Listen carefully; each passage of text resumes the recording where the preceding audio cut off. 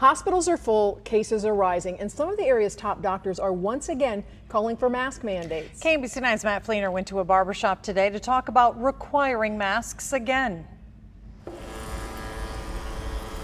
There's people I cut when they were 10. At the Hood Barbershop in the Northland, masks are something to talk about. A lot of people are saying that they should make masks, mandate masks again. Barber Leonard Cooper knows we are so close to the end of the pandemic, but with cases rising, there's questions once again. Let's say we wear the mask, let's say 6 months, the numbers go back down, everybody take the mask back off. It comes back up again. Is this going to be an ongoing thing? These are questions that people are going to have. As of now, masks are recommended around the region, not mandated. Johnson County's health director, Sandy Ariola, saying our goal is to continue to make decisions that protect our residents using the options that are feasible and effective. However, we're not currently considering reinstating the mask mandate.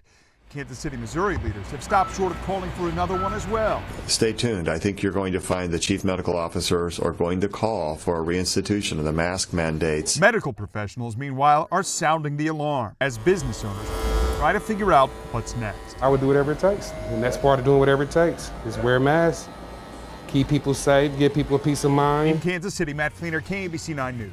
Right now, that mask recommendation for unvaccinated people is in effect for Kansas City and its 9 surrounding counties. Right now in Kansas, 8.1% of tests are coming back positive. It was 2.9 at the beginning of July. In Missouri, 14.4% of tests are coming back positive. It was 8.2% at the beginning of this month. Missouri is launching an incentive program in hopes of getting more people vaccinated. Other states have tried similar programs, but as KMBC 9's Michael Mahoney reports, there are mixed results.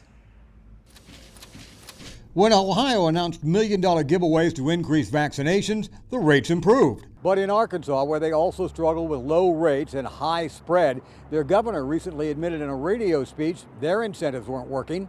Fishing licenses and lottery tickets we offered were worth a try, but we learned that the incentive wasn't effective in changing the mind of someone who isn't already inclined to get a vaccination. Starting August 13th, Missouri will award 900 prizes split over the 8 congressional districts to people who have had vaccinations before now or are getting them now. And for vaccinated 12 to 17-year-olds, $10,000 in education grants. What we're looking for is a sweet spot that gets as many people prizes or opportunities to be successful in those drawings. But there's opposition. When Health Director Nodell tweeted his frustration with vaccine skeptics, he was peppered with angry and sometimes profane replies. I ask you to turn off the clutter, the doom and gloom scenarios that are out there across our state. All the misinformation is out there. Incentives seem to work in some states, but not as much in states with low vaccination rates, like Missouri. Michael Mahoney, KMBC 9 News. The lottery program was announced Wednesday. Since then, 165,000 people have entered to win.